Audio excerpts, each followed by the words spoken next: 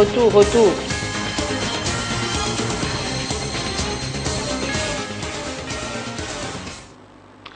Mesdames, Messieurs, bonsoir et bienvenue à ce journal dont voici le sommaire. C'est la bataille des congrès à l'UDPS. L'El Chibala a ouvert son congrès extraordinaire ce jeudi, voulu réunificateur, mais rejeté par l'UDPS Limité qui qualifie ce forum d'un semblant de congrès. Rapport Women Rights Watch, le gouvernement congolais rejette ces accusations. La ministre des Droits humains, Marie-Ange Mouchobekwa, dénonce un acharnement. Quelque chose à suivre dans ce journal. À suivre également dans ce journal l'évaluation de la quinzaine d'activisme de lutte contre la violence faite aux femmes et les violences sexuelles basées sur le genre par l'UCOFEM. C'était ce jeudi. Mesdames, Messieurs, voilà tout pour les titres. En ouverture au Palais de la Nation, le président de la République, Joseph Kabila, a reçu en audience ce jeudi le ministre des Affaires étrangères de la République du Congo, Jean-Claude Ngokoso, était porteur d'un message d'amitié et de fraternité du président Denis Sassou Nguesso à son homologue congolais, Joseph Kabila. Le chef des missions des USA, du Canada et de la Suisse appelle à la stricte mise en œuvre du calendrier électoral. Ce chronogramme, vous rappelez, fixe des élections présidentielles le 23 décembre 2018. Pour ces diplomates, l'annonce d'une date pour ces élections constitue une étape importante de la première passation des pouvoirs pacifiques et démocratiques de la République démocratique du Congo. Toutefois, d'autres mesures importantes doivent être adoptées pour mettre en place un environnement qui favorise la tenue des élections crédibles. Dans un communiqué publié ce jeudi, ils invitent également le gouvernement à respecter les engagements qu'il a pris dans le cadre de l'accord du 31 décembre 2016. Ce qui nous importe, c'est l'application d'un processus démocratique crédible et le besoin urgent de veiller à ce que le peuple de la République démocratique du Congo puisse voter et choisir son prochain président comme prévu en 2018, indique le document. Nous demeurons prêts en concertation avec nos partenaires internationaux à offrir notre appui à ces efforts, ont-ils souligné. Je le disais en ouverture, rapport Human Rights Watch accuse le pouvoir d'avoir recruté les anciens éléments du M23 pour réprimer les manifestants. Le gouvernement congolais rejette ces accusations. La ministre des Droits humains, Marie-Ange Mouchobekwa, dénonce un acharnement contre la République démocratique du Congo. Pour elle, ce rapport est tout simplement ridicule. Rachel Kitsita et Doudou Kassouba pour le reportage. Pour la ministre des Droits humains, Ida Soyer ne peut prouver à la face du monde que la non-organisation des élections présidentielles et législatives en décembre 2016 est la cause de l'instabilité dans l'est du pays. En clair, pour le gouvernement congolais, c'est un rapport qui laisse transparaître un acharnement sur lui. Le général Kaloumé, qui coordonne le mécanisme de suivi, a adressé un courrier officiel à Human Rights Watch, répondant à chacune des questions, mais Madame Ida Soyer n'a même pas pris soin de publier la version des faits du gouvernement de la République démocratique du Congo. Ça ressemble à un acharnement. Est-ce que Madame Ida Soyer est en train de s'acharner sur le gouvernement de la République démocratique du Congo parce que le gouvernement, il y a quelques années, lui avait retiré son visa et ne lui a pas permis de revenir en République démocratique du Congo et a exigé que Human Rights Watch puisse désigner quelqu'un d'autre en remplacement de Madame Ida Soyer. Franchement, moi je pense que c'est une vengeance. Marie-Ange Mouchobekwa rejette les allégations selon lesquelles le gouvernement de la République a recruté des éléments M23 en octobre 2016 afin de réprimer les manifestations de l'opposition en décembre. Avec 140 000 hommes au sein des FARDC, plus de 100 000 hommes au sein de la police nationale congolaise, on aurait besoin de recruter des rebelles qui ont combattu le gouvernement, qui ont sémé la désolation à l'est de la République démocratique du Congo et qui continuent à déstabiliser la République démocratique du Congo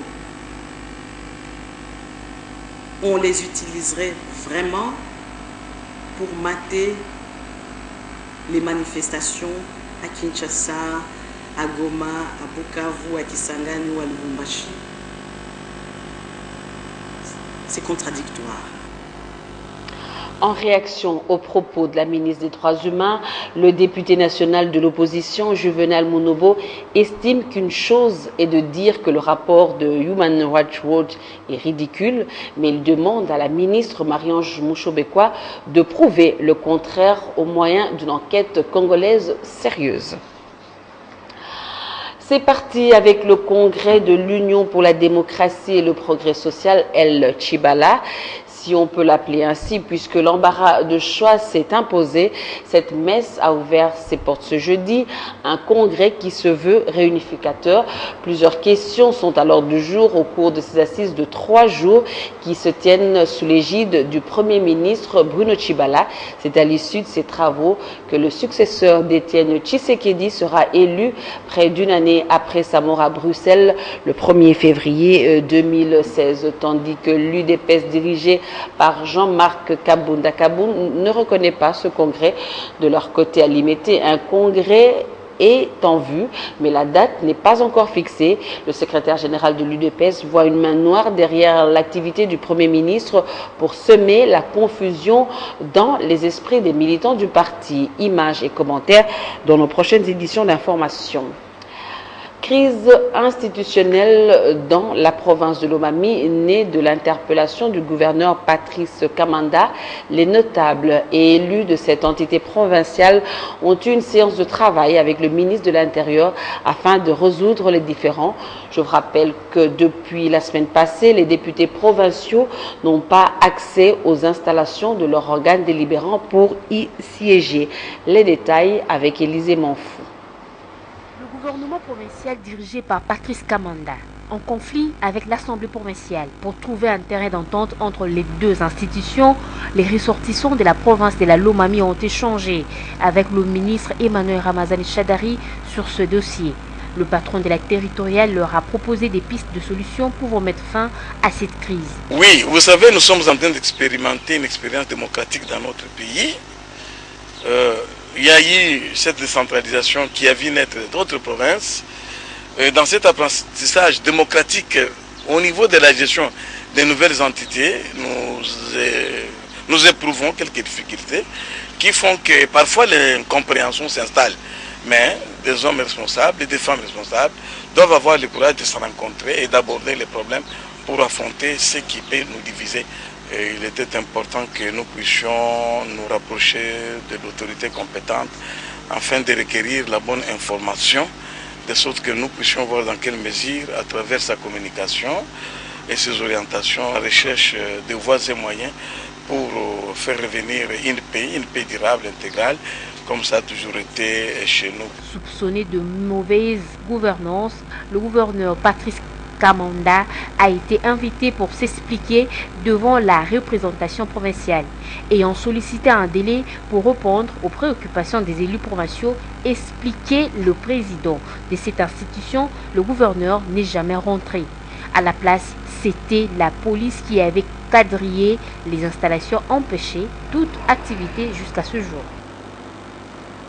D'une province à une autre, dans la province de la Chopo, le bureau du Comité international de la Croix-Rouge ferme ses portes à Kisangani à partir de ce vendredi 8 décembre 2017.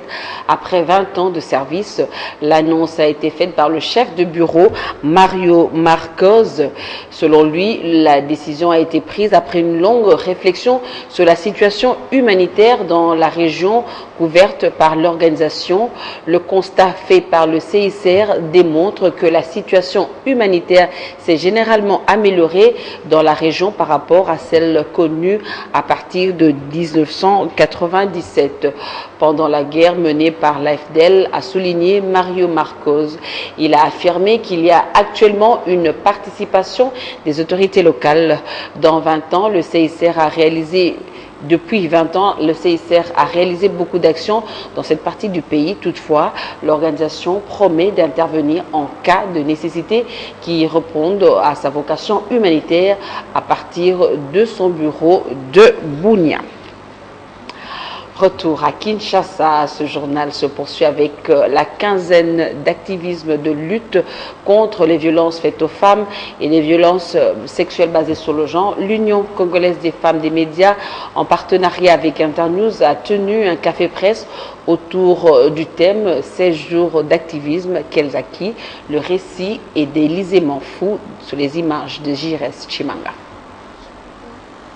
De 1991 à 2017, cela fait 26 ans que la RDC s'est engagée aux côtés d'autres nations dans la campagne 16 jours d'activisme contre la violence faite aux femmes et les violences sexuelles basées sur le genre. Parmi les acquis figure entre autres l'adoption de lois et textes qui permettent la poursuite de ces actions ignobles. Plusieurs stratégies ont été mises sur pied, mais également des actions menées pour la prévention, la protection, l'appui sanitaire et la réinsertion socio-économique des victimes. Il y a quand même beaucoup d'acquis en termes de la campagne 16 jours d'activisme.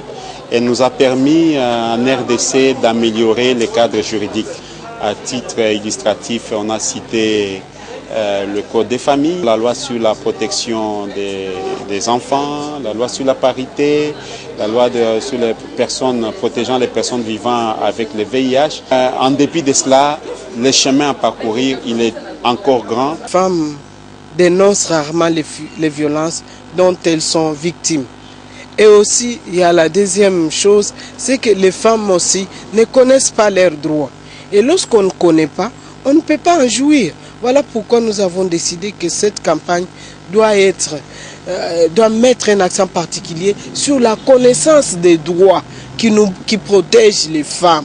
26 ans après ou 25 ans après, la campagne est quand même connue par une frange de la population grâce aux médias qui rapportent chaque jour les informations liées à la campagne. Pendant cette période de campagne, un accent particulier est mis sur la vulgarisation et l'appropriation des textes légaux en cette matière pour un changement de mentalité des populations.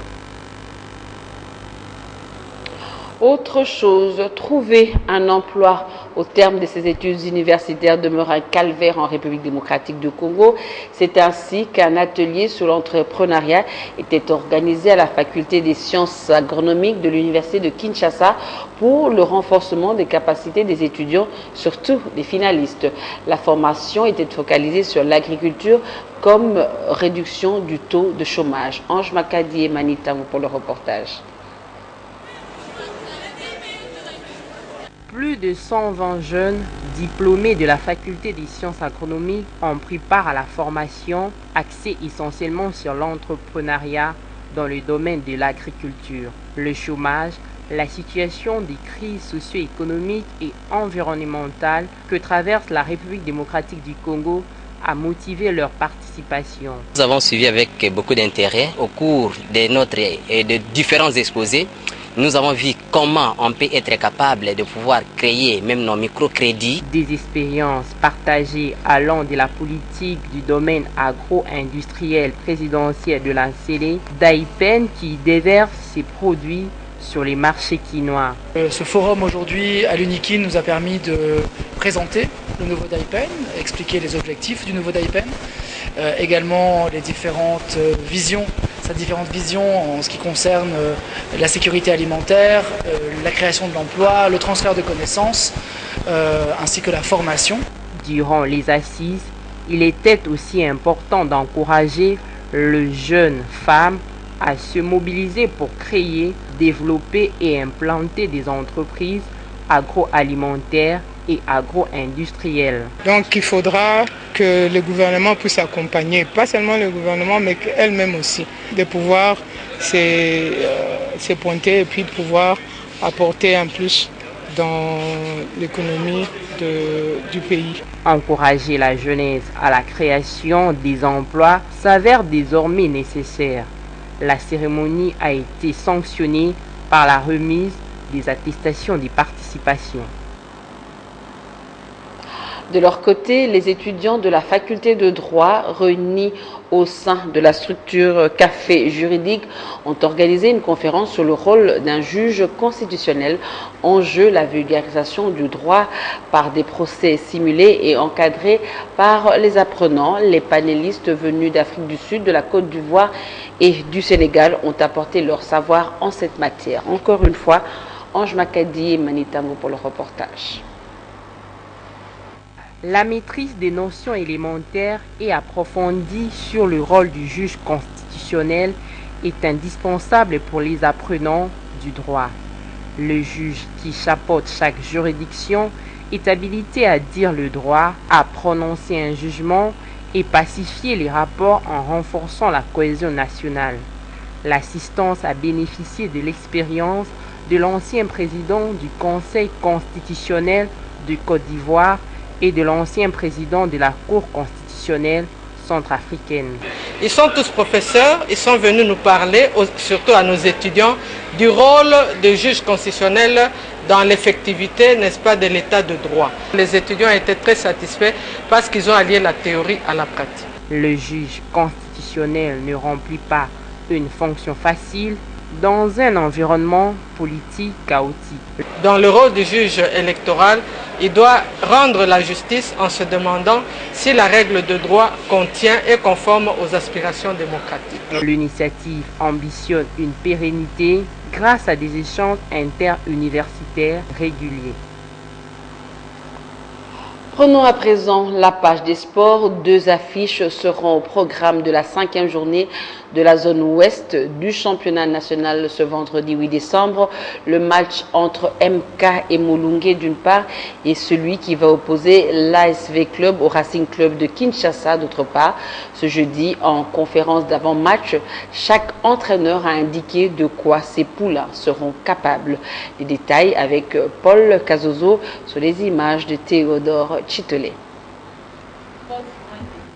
Au premier match, MK 4 points sera à l'accueil du tout-puissant Molunge, la lanterne rouge toujours classée au rez-de-chaussée avec 0 points en 4 sorties. Pour José Mundele, Molunge se porte de mieux en mieux. Une victoire de cette équipe face à MK ne serait pas une surprise pour lui. Notre problème, c'est on court derrière la victoire. Si on gagne, je pense que cette équipe va décoller. Puisque mon équipe est là, on est capable de présenter quelque chose pour le public. Ça, c'est d'abord mon objectif. Pour moi, j'aime d'abord que l'équipe joue bien et que les résultats puissent suivre. C'est ça qui est important pour moi. Mais je sais que la victoire aussi très importante, ça peut galvaniser les joueurs pour la continuité du championnat. Molunge, foi de Bertin Makou, le mentor de MK, un adversaire à prendre au sérieux. Du deuxième match, selon Kiki Makengele, jusqu'à preuve du contraire, le RCK n'a jamais battu le club, mais ces joueurs au mieux de leur forme sont plus que décidés pour renverser la tendance. Donc demain, je vous dis, ça sera un autre match. Donc moi, en tant que joueur de 20 clubs, c'est déjà passé. J'étais entraîneur de 20 clubs, c'est déjà passé. Peut-être je vais revenir un jour, mais avant de revenir là-bas, il faut d'abord battre 20 clubs. On ne sait jamais. D'après Florent Ibengue, RCK Club, un match indécis, l'incertitude pour lui fait partie de la beauté du football, mais pas la complaisance. Depuis que je suis dans V-Club, c'est peut-être l'occasion de préciser, moi je ne pense jamais avoir joué un match facile. Donc, et je suis très content, et ça fait 5 ans que je suis là, que les points que V-Club gagne sous ma houlette, ce sont des points gagnés de haute lutte, ce n'est pas des points de complaisance. Et ça, j'en suis très fier. Dans le reste de l'actualité, le 7 décembre est marqué comme la journée mondiale de l'aviation à Dakar. La journée a été marquée par un double événement. D'abord, la fermeture définitive de l'aéroport international Léopold Sédar Senghor, appelé aussi Dakar Wharf, et l'inauguration de l'aéroport international Blaise Diagne, situé à 40 km de la capitale. Exclusivité numérique à télévision, la visite des installations avant l'inauguration par le président Macky Sall et son collègue du Burkina Faso, Roch-Marc Christian Kaboré. Reportage de nos confrères de la télévision sénégalaise. Au bout de 47 km via l'autoroute à péage, Le cortège commun arrive à l'aéroport international Blaise Diagne. De loin, la tour de contrôle donne une indication éloquente. Du haut des 70 mètres, le président Macky Sall et son hôte apprécient l'envergure de l'infrastructure avec à la clé un dialogue intéressant avec l'équipe technique. Alors, on a 82 positions d'avion. Tout ce que vous voyez effectivement en béton, c'est les positions des avions. Il y a au total 200 cm². Alors, on a les pistes d'accès, les routes d'accès, 11 km. Et également maintenant, nous avons tout autour des routes, 27 km de routes périphériques. Pour vous, ça va fonctionnellement? Globalement, vraiment, nous avons... Pour accueillir la 380. Voilà. Le système de GT n'est pas encore adapté, mais les postes de stationnement sont adaptés. Et on voit que par rapport à Yoff, ici, nous avons 82 postes de stationnement, ce qui est énorme. À Yoff, on a 29 postes de stationnement. C'est un aéroport quasi prêt à l'emploi. De la départure à l'arrivée, en passant par la zone de transit, tout est en place pour mettre le passager dans les conditions optimales. La visite guidée nous conduit jusqu'à la zone fret, également fonctionnelle.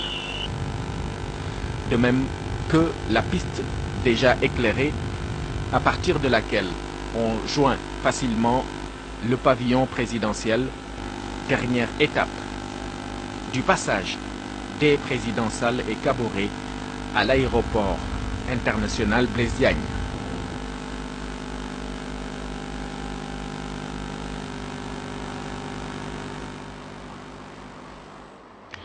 Mesdames, Messieurs, c'est par ici que prend fin ce journal. Une seule invitation, continuez à visiter notre page Facebook Numérica TV officielle. Je vous retrouve demain, fidèle au poste 19h pour un autre journal. Mais d'ici là, portez-vous bien et très bonne suite de programme sur nos antennes. Au revoir et à demain 19h.